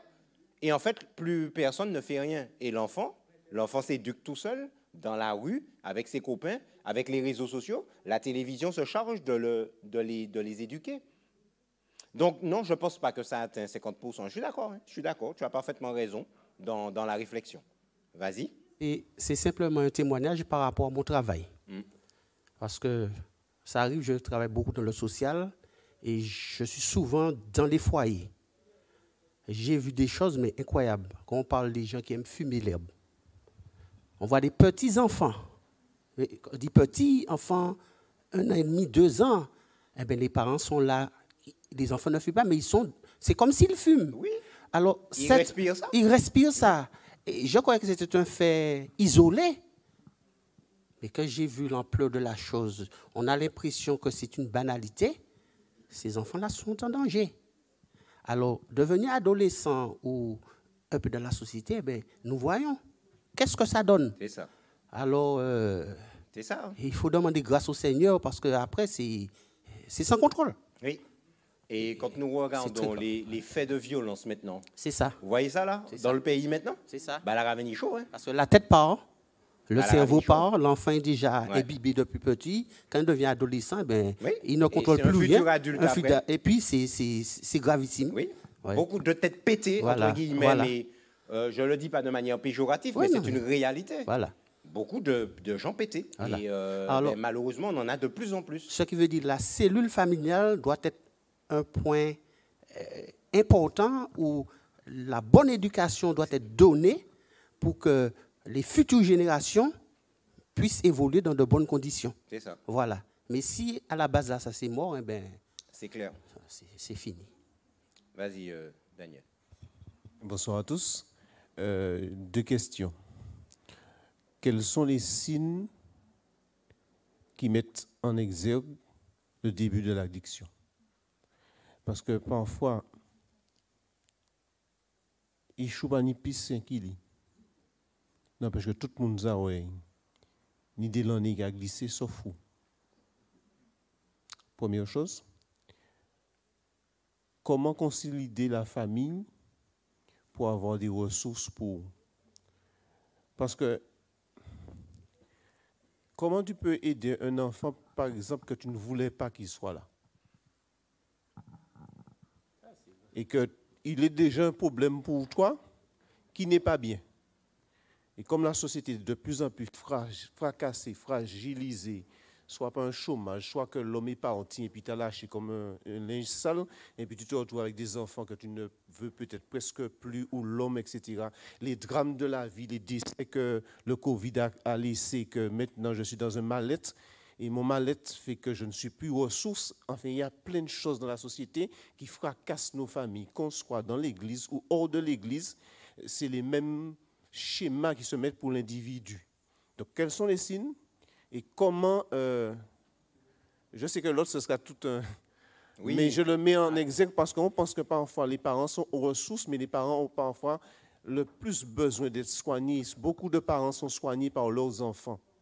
Émotionnellement, affectivement, etc. Donc c'est dans ce sens-là pour qu'on réfléchisse en tant qu'adulte là, mais la réalité de la société martiniquaise et des difficultés fait que j'ai croisé un enfant de 13 ans un soir au Gaumont à minuit. Une fillette de 13 ans à minuit qui est en train de marcher dans la rue. Mais qu'est-ce qu'une fillette de 13 ans ou bien un petit garçon de 13 ans? Je ne sais pas, sexiste. Ça veut dire que la famille n'a plus de ressources. Donc ne soyons pas aussi catégoriques disant que nous avons des ressources. Il y a des éléments dans la vie que parfois vous n'avez plus les bras, vous n'avez plus les pieds. Et comment faire, entre guillemets? Alors, je ne suis pas certain de pouvoir répondre à cette question. Maintenant, les deux questions sont pertinentes. Il y a plus d'une vingtaine d'années, quand j'ai commencé à travailler, j'ai fait mes études entre 94 et 97. Je suis allé à l'armée après et j'ai commencé à travailler au 1er octobre 98. Première année, j'ai fait 1 an aux urgences à la MENA. Mes amis, 23h, minuit, net matin, tu m'as arrivé, accident moto, 13 ans, 14 ans, 15 ans, 17 ans. Il y a 20 ans, il y a plus de 20 ans, hein? Martinique, hein? Je te parle de la Martinique, non pas en France ni machin. Ça se passe en Martinique. Et il faut voir déjà ces personnes-là, là, on ne peut pas aller c'est Montala, hein? C'est Montala, pas une pièce de respect, qui a joué, comme ça, qui a écrit, mais on se dit, mais est-ce que ces enfants-là ont des parents? Par rapport à ta question, les parents, beaucoup de parents ont été des adolescents en addiction, des adolescents en difficulté, des adolescents, des enfants qui ont eu des traumatismes dans l'enfance. Mes amis, l'inceste, c'est un truc comme pas possible aujourd'hui en Martinique. Même nos églises, dans nos églises, il y en a beaucoup, hein, beaucoup de cas d'inceste dans nos églises. Donc beaucoup de personnes en difficulté, beaucoup de personnes en souffrance, qui ont grandi comme ça, qui ont fondé des foyers, qui ont eu des enfants, et c'est pas évident. C'est pas évident. C'est très compliqué. Quand tu dis parler de personnes ressources, ces personnes-là n'ont même pas su développer une certaine résilience. Donc, elles ne peuvent pas être une ressource pour leurs enfants.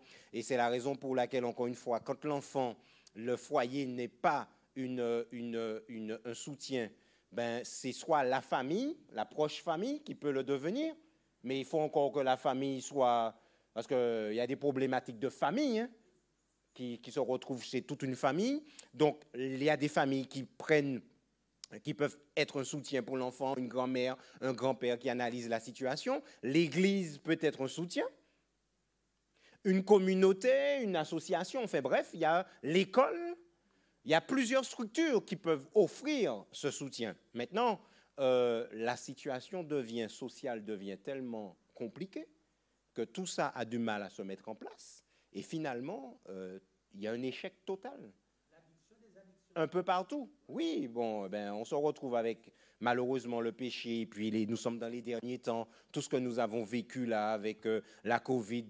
Tout ça, ce sont des éléments qui vont encore amplifier la difficulté. Et c'est là que nous voyons combien il est important au sein de nos foyers, chers amis, de vivre Jésus.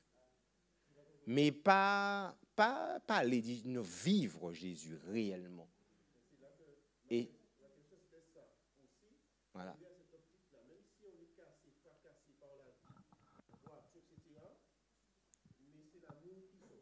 C'est ça. Oui. Oui. M'en savent que maman, moi, t'es même, moi. M'en savent lui.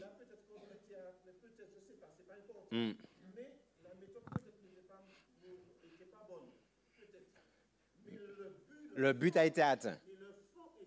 Ouais.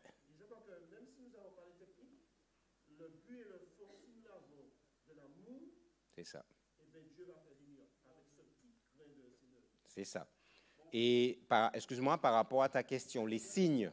Alors avant, je réponds pour finir les signes. Alors les signes, encore une fois, alors en introduction de cette présentation, j'avais prévu de dire que je ne suis pas un spécialiste des addictions. Bon, je suis un professionnel de santé, infirmier, et bon, je m'intéresse un peu à tout. Et que dans ce domaine-là, nous n'aurons jamais toutes les réponses. Et qu'il nous faut être très humbles vis-à-vis de ce genre de situation. Quand nous rentrons dans le phénomène des addictions, quand nous rentrons dans les maladies mentales, il nous faut être très, très humbles et faire preuve de beaucoup d'amour envers l'autre. Parce que parfois, nous arrivons avec nos gros sabots et nous voulons tout dire.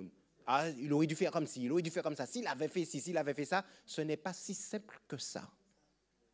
Donc, humilité, humilité, humilité. Parce que chaque individu là a une histoire. Une histoire qui remonte depuis la conception de cette personne dans le ventre de sa mère. Et même parfois avant sa conception. Parce qu'il y a des malédictions qui se transmettent de famille en famille, comme ça, de génération en génération, merci, comme ça. Vous voyez? Donc là, l'enfant n'est même pas encore arrivé qu'il y a une malédiction qui pèse déjà sur sa tête. Et quand l'enfant va être conçu, la malédiction là, malédiction, Jacques apprend il là. Et ainsi de suite. Sans compter que quand il va naître, alors j'ai regardé, j'ai rencontré pas mal d'enfants, d'adultes autistes à Colson. Parce que vous savez, l'autisme, c'est maintenant qu'on en parle. C'est maintenant qu'il y a des structures. Mais avant, les autistes, où étaient-ils? Dans les hôpitaux psychiatriques. Parce qu'on ne comprenait pas cette maladie, pour nous, ils sont malades. Vous comprenez? Eh ben, quand j'ai regardé les dossiers de certains, dans beaucoup de cas, dans certains cas, qu'est-ce que j'ai retrouvé comme histoire? Un père violent qui tapait la mère. Et qui tapait la mère enceinte.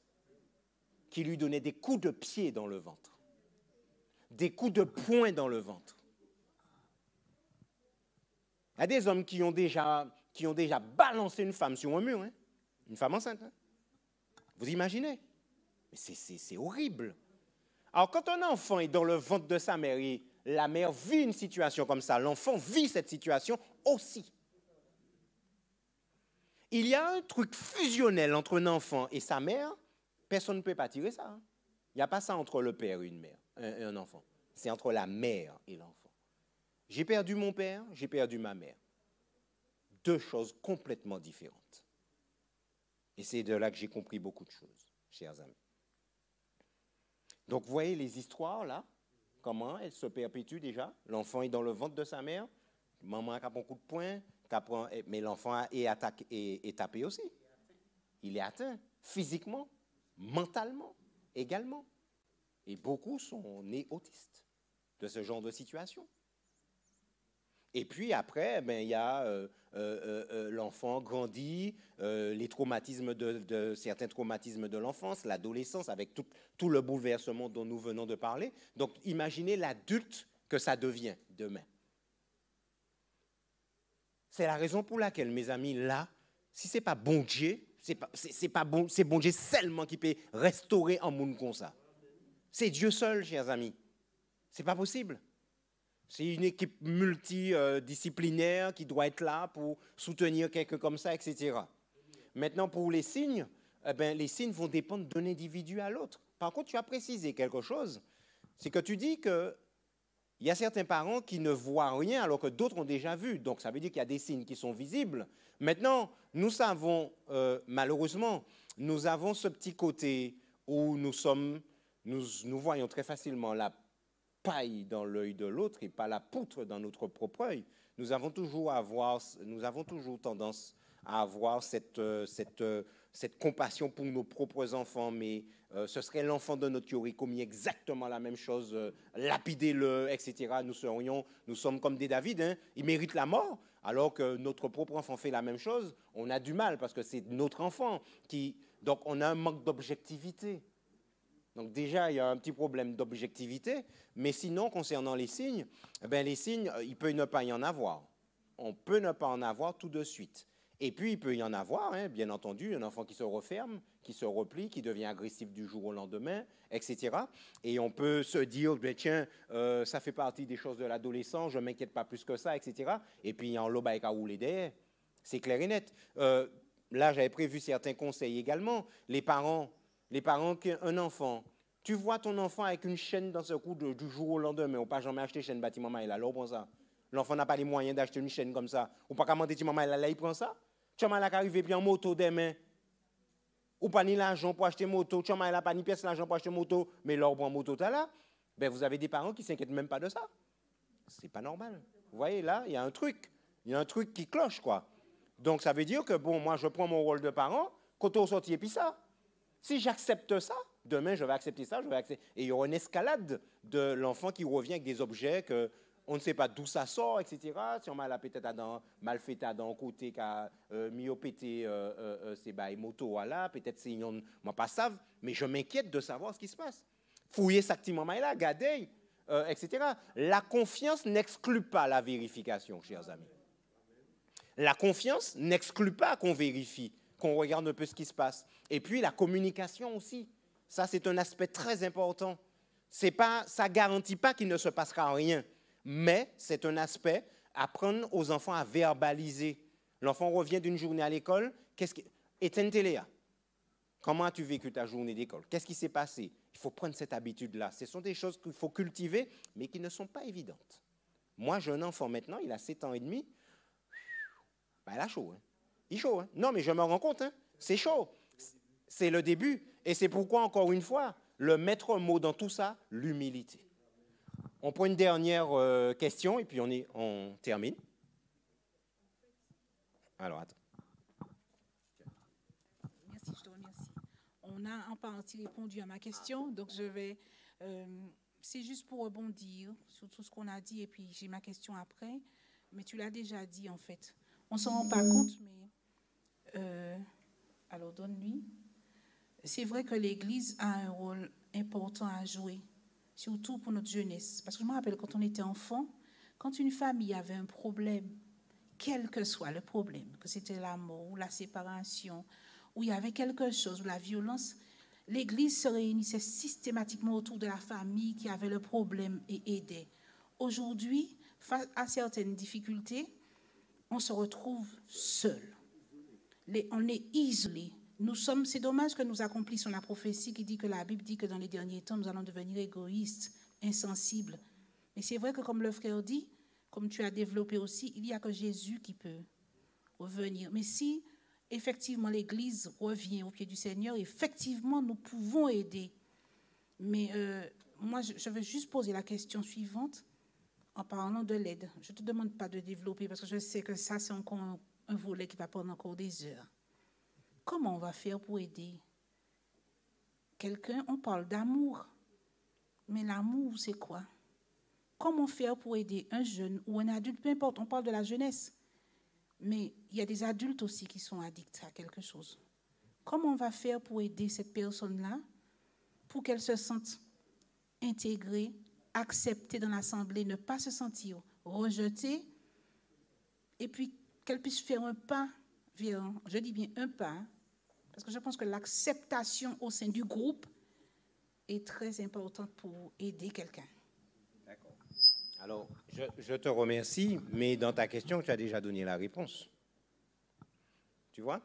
En fait, la problématique, et c'est pourquoi je disais tout à l'heure que les personnes qui souffrent d'addiction ou autre, hein, quelle que soit la personne qui tombe dans l'adultère demain au sein de l'Église, quel que soit le péché qui va être commis par une personne de la communauté, comment sommes-nous appelés à agir envers cette personne?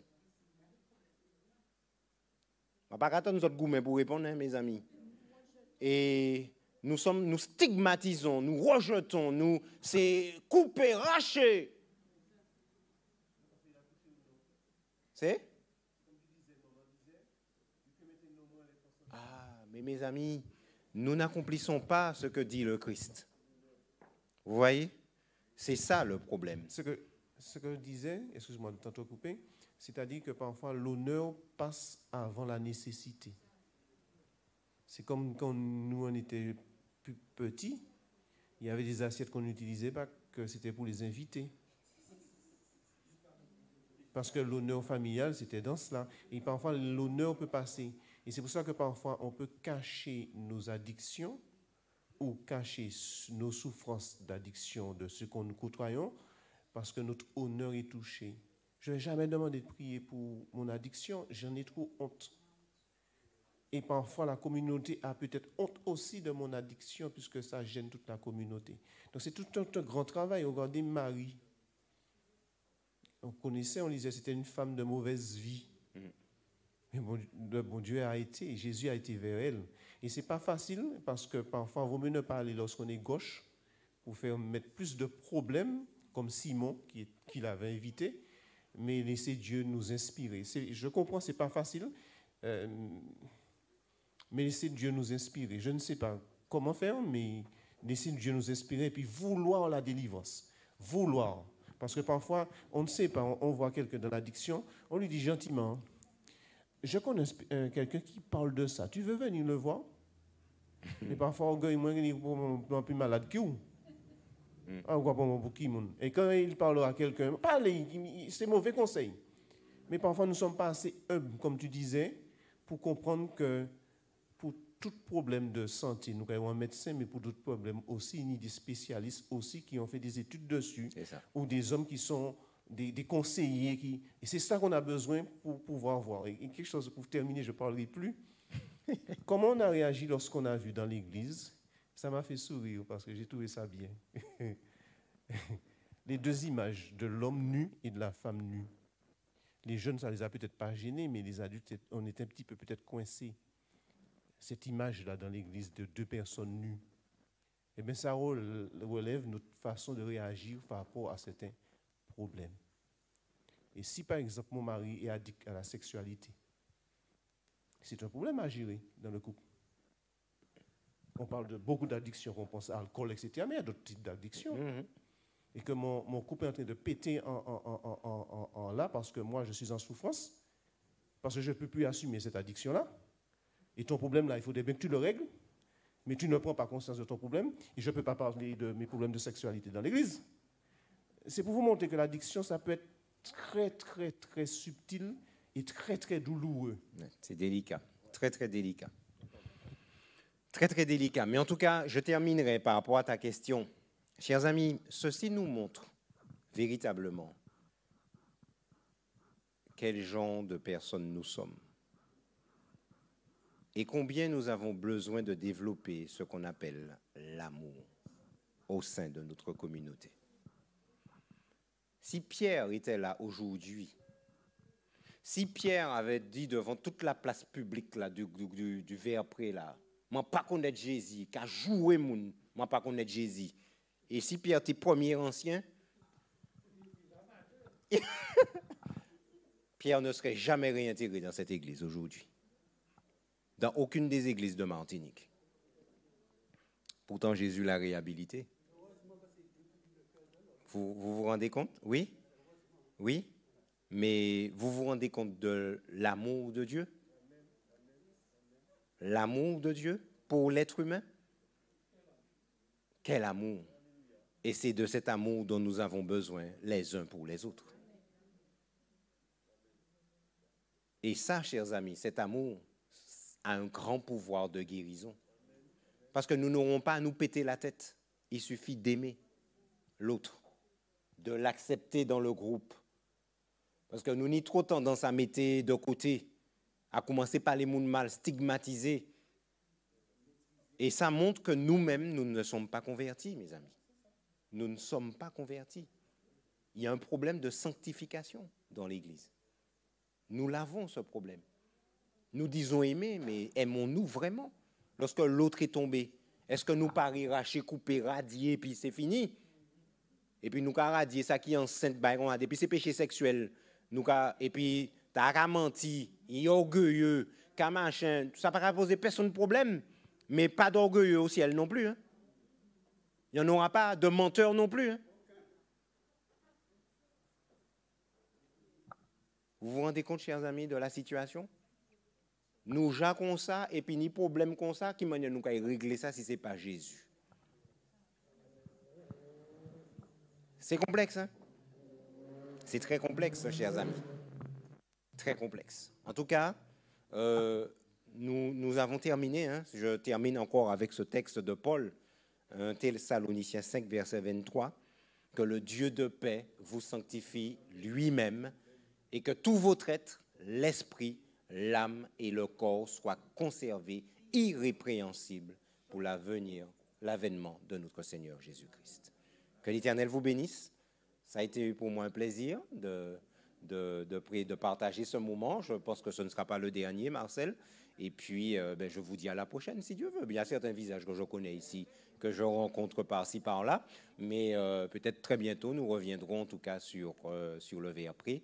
Et d'ici là, chers amis, sentez-vous bien, que Dieu vous bénisse. Je vous souhaite également, on va peut-être clore le sabbat aussi en même temps. Pardon? Ah, mais c'est fait. C'est fait. C'est fait. Une fois que je suis venu une fois, c'est bon. C'est bon pour la prochaine fois. Eh bien, chers amis, merci encore. Que Dieu vous bénisse. Et puis à très bientôt. Je rends le micro à ici. Hébron, c'est Hébron? Vous vous appelez Hermon. Voilà. Ici, oui, il a osé. Tu as raison. Thomas? Merci, ma sœur. Merci à vous.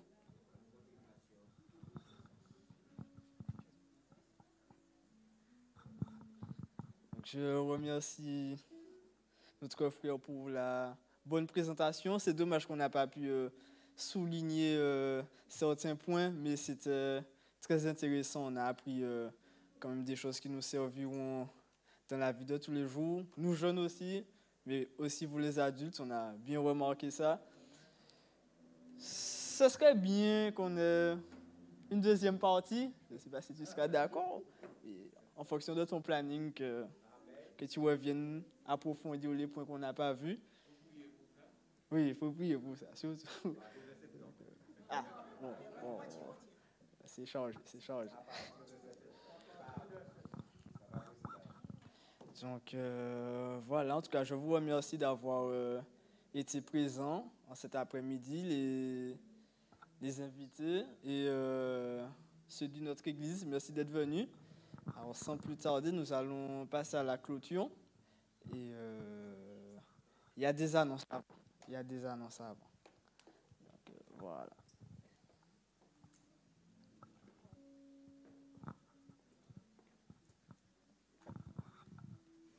Nous remercions Thomas d'avoir mené à bien cette séance cet après-midi. Mais juste avant de passer à la clôture du sabbat, alors nous remercions aussi Dieu de lui avoir suggéré le thème. Ce thème-là a été proposé par Thomas au comité des jeunes qui nous a proposé ce thème et nous remercions Dieu d'avoir permis à Frère Retenard de venir jusqu'ici. Alors il y a un petit jeune à côté de moi qui a dit « Ah ouais, je l'admets, c'était bien. Ah ouais, c'était bien. » Et il décroche très très vite par rapport à son petit handicap, mais s'il a tout suivi, c'était vraiment, vraiment bien. Nous remercions Dieu pour ça. Je voudrais juste faire quelques annonces avant de passer rapidement à la clôture pour permettre à ceux qui doivent aller remplir leurs formalités de citoyens d'y aller rapidement. Nous rappelons notre moment particulier avec les JIA, le sabbat 30, sabbat prochain, le sabbat 30 de 9h à 11h au rez-de-chaussée. Donc nous voulons commencer à l'heure parce que nous avons une intervenante en la personne de l'aumônière de Rama, la personne de la sœur Montabor, qui va traiter d'un sujet particulier avec eux, ce que nous avons déjà annoncé. Donc nous demandons aux parents de nous aider et aux jeunes. Nous voulons commencer à l'heure pour pouvoir faire la première partie du programme. Durant la semaine, nous allons distribuer les différents rôles. Donc nous vous demandons de vous tenir prêts pour votre intervention. Je parle aux jeunes. Et le prochain rendez-vous, c'est le sabbat. Qui est-ce qui se rappelle? Frère capitaine, tu te rappelles au moins? Alors, nous avons une sortie missionnaire le sabbat 7. C'est bien ça? Oui, c'est le 7, puisque le 1er mai, c'est un dimanche. Donc, le sabbat est 7. C'est bien ça? Oui, puisque le 8, c'est un dimanche. Donc, nous avons une sortie missionnaire avec les JIA le sabbat 7 au matin, de 9h à 10h15. Donc, pour la circonstance, nous voulons partir à l'heure avec les JIA et tous les encadrants. Nous voulons partir à l'heure pour revenir à l'heure pour qu'ils puissent suivre le culte. Comme nous avons déjà annoncé, nous allons distribuer des priorités au quartier Providence. Nous demandons pour ce jour-là à tous les jeunes d'être en tenue JIA, en polo JIA ou en t-shirt JIA. Le bas, comme nous sortons, adéquat, avec des chaussures de marche. Donc, venez avec une paire de chaussures qui ne va pas vous faire souffrir durant le trajet. D'accord? Alors, nous attendons aussi Nathan. Donc, si maman veut venir accompagner Nathan, il n'y a aucun problème. D'accord? Ah, je n'aurais pas dû dire ça, il va t'embêter. D'accord? Donc, nous attendons tous les jeunes et tous les éclaireurs. Nous partirons d'ici au rez-de-chaussée pour ne pas gêner l'école du sabbat qui va commencer avec le reste de l'église. Nous partirons d'ici, nous allons prier en bas. Sauf si la direction de l'église, c'est une proposition, veut prier avec nous avant de partir. Ça va nous faire que du bien. D'accord? Donc, nous vous demandons, pour ceux qui ont un polo JIA, vous le mettez. Et pour ceux qui ont le t-shirt JIA bleu que nous avons donné l'autre jour ou rose, vous pouvez le mettre aussi. Vous mettez ce que vous avez, mais nous avons. Alors, ceux qui nous accompagnent, qui vont nous accompagner, si vous n'avez pas de polo ou de t-shirt JIA, vous mettez le bleu, du bleu ou du rouge. Parce que moi, en tant que responsable JIA, j'aurai mon polo rouge, parce que c'est le rouge qui est notre couleur pour le secteur. Donc, ceux qui n'ont pas, on ne veut pas vous demander de faire des dépenses express, ce sera pour la prochaine fois. Donc, vous pouvez mettre soit un haut rouge ou un haut bleu. Donc, les encadrants, en plus des encadrants JIA, certaines personnes seront vues pour pouvoir nous accompagner. Nous ne serons pas nombreux, puisqu'ils ne sont que 13. Donc, nous n'aurons pas beaucoup d'adultes avec nous. Donc, nous vous remercions. Nous passons rapidement à la clôture avec le frère. Nous allons clore le sabbat rapidement avec le frère Boriel pour pouvoir nous séparer.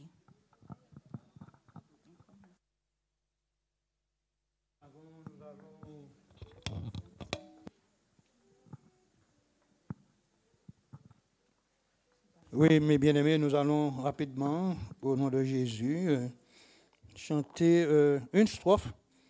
Et nous allons prendre le psaume premier. Et nous allons demander à Frère Agricole de faire la dernière prière pour clôturer. L'ombre descend de la colline. Je vous invite à vous lever.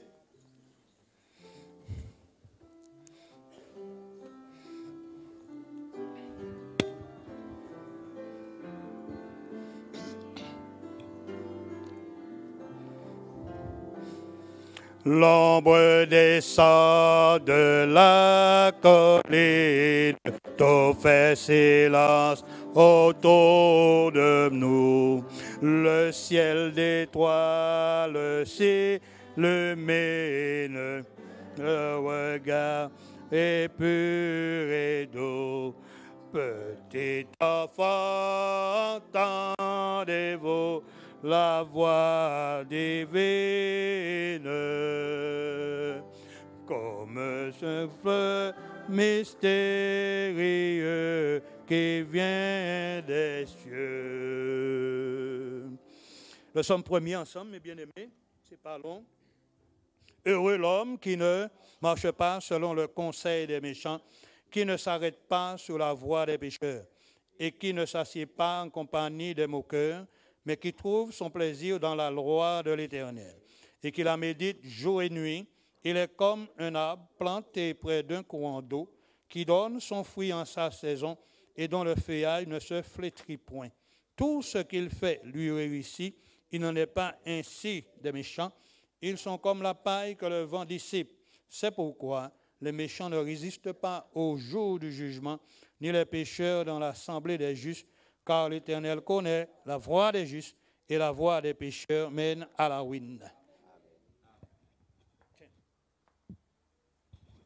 Béni sois-tu, notre Père et notre Dieu, pour les merveilles de ton amour et ta grâce, particulièrement ce jour de sabbat, mon Dieu, dont tu amplifies pour nos connaissances et tes serviteurs que tu emploies, mon Dieu, pour nous aider à avancer de mieux en mieux par ta grâce.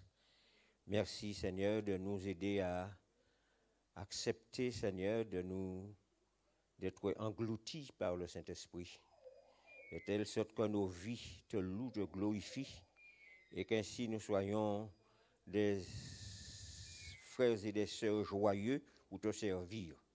Seigneur, une fois de plus, merci pour ton serviteur que tu donnes cette faculté à travers les églises pour nourrir ton peuple et pour amener à des conclusions, à des différences, pour prendre des nouveaux départs, pour toutes ces choses, addictions et autres.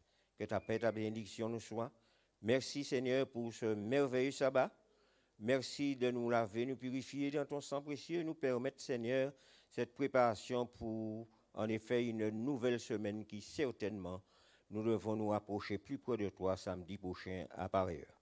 Que ton nom soit béni, exalté. Nous te prions, nous te remercions, Père Saint, dans le nom merveilleux de Jésus. Amen. Alors, je profite du micro pour l'invitation pour samedi et vendredi à 19h à 19h pour les 2 heures de prière que nous aurons à passer ici. Alors que chacun fasse des plans pour la circonstance, de telle sorte que nous soyons tous présents et que nous puissions passer un moment merveilleux. Que le Seigneur vous bénisse, rentrez bien, et puis à demain soir, Dieu voulant, il y a réunion. Hein?